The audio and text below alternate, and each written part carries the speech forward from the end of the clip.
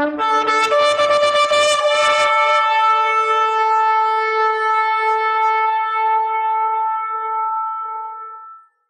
this is why we shouldn't be following people.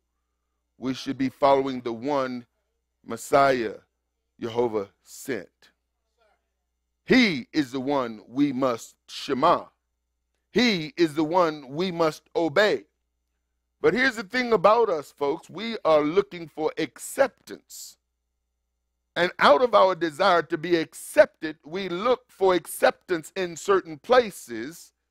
And in order to be accepted in those places, we have to follow a set of rules, tenets of faith, beliefs, what we believe, in order to operate in that environment. Because if your belief system is a little different than the belief system that you're in, you got to keep your beliefs silent and operate incognito, while at the same time trying to fit in a place that if they understood your belief, you wouldn't fit and would possibly be excommunicated either by the authority or by the pressure of the people that you're around. And so our desire is to be accepted, and this is how we get caught up in denominations, because we're looking to fit.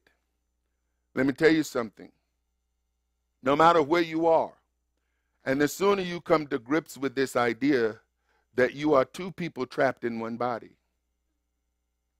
You are two people trapped in one body. Now, you could choose to be trapped, or you can recognize who you are.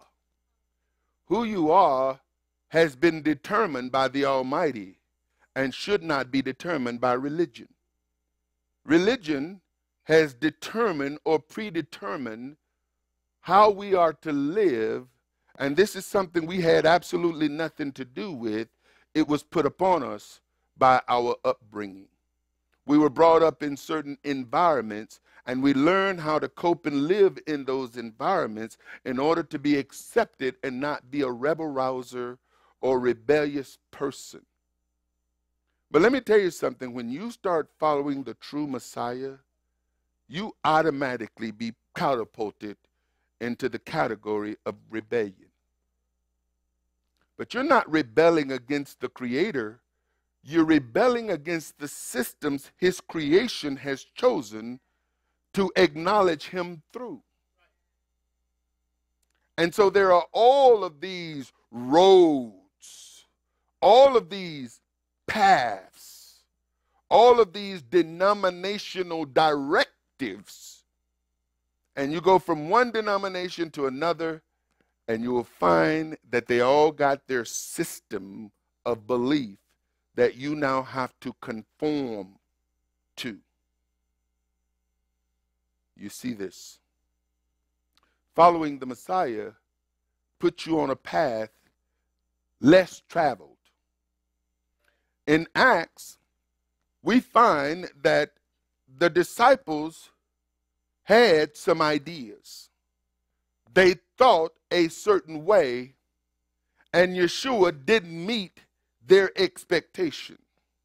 You see, He didn't come to conform to their expectation. He came to elevate them to the expectation of the Creator. It bothered Judas so much that he didn't conform to his expectation that he committed suicide. What would make a follower of Messiah take his own life? You see, Judas had a set of expectations that the Messiah was supposed to fit in. Now the question is where did he get those expectations from? Do we have certain expectations that don't align themselves with Scripture?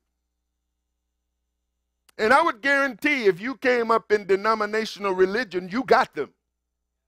Some of them are lying dormant. They're like programs operating behind the scenes. You know, you've heard me talk about computers, and what slowed the computer down is that you got all of these programs are operating and you don't know they're operating.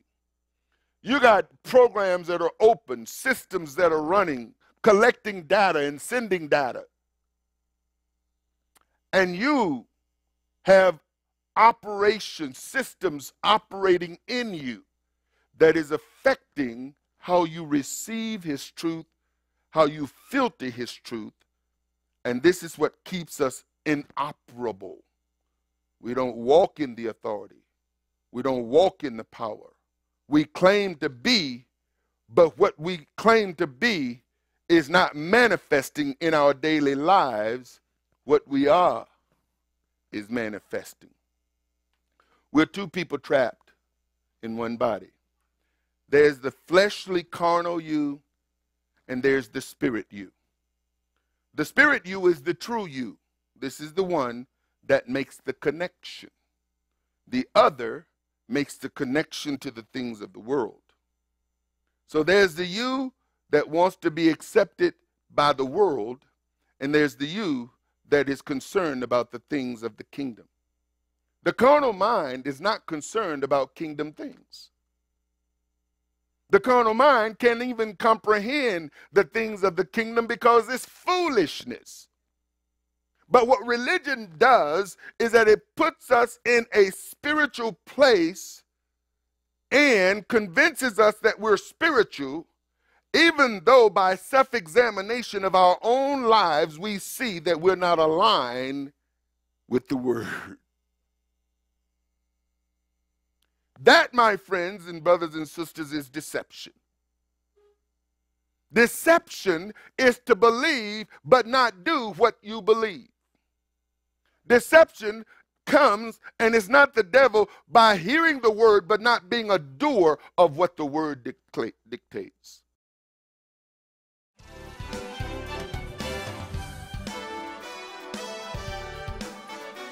For more information, visit www.arthurbaileyministries.com or call 888-899-1479.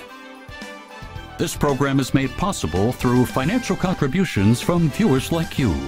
Thank you.